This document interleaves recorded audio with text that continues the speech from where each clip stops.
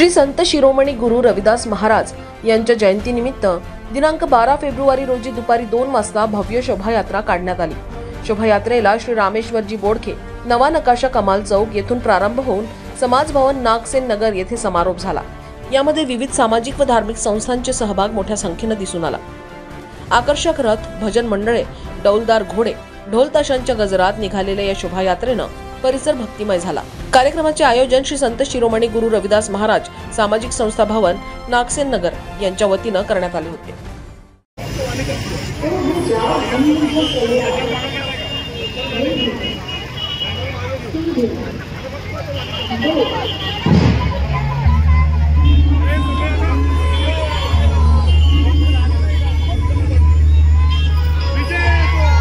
आज 648वीं जयंती है संत शिरोमणि गुरु रविदास महाराज की।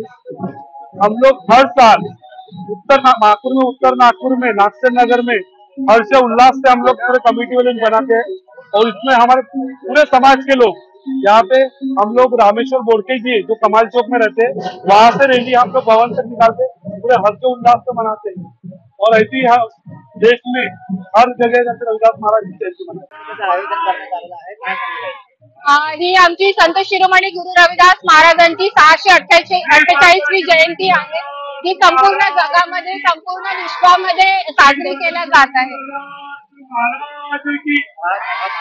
काय आवाहन काय म्हटलं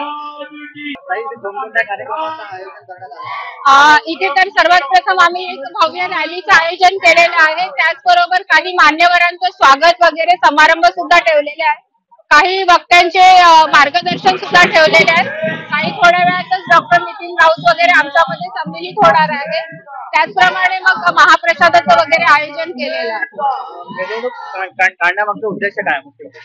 मिरवणूक काढण्यामागचा उद्देश असा आहे की परमपूज्य डॉक्टर बाबासाहेब आंबेडकर ज्यांनी आपल्या संत शिरोमणी गुरु रविदास महाराजांना आपले गुरु मानलेले होते आणि संत शिरोमणी गुरु रविदास महाराज हे तथागत बुद्धांचे विचार घेऊन होते आणि त्यांनी समानतेवर विश्वास ठेवलेला आहे।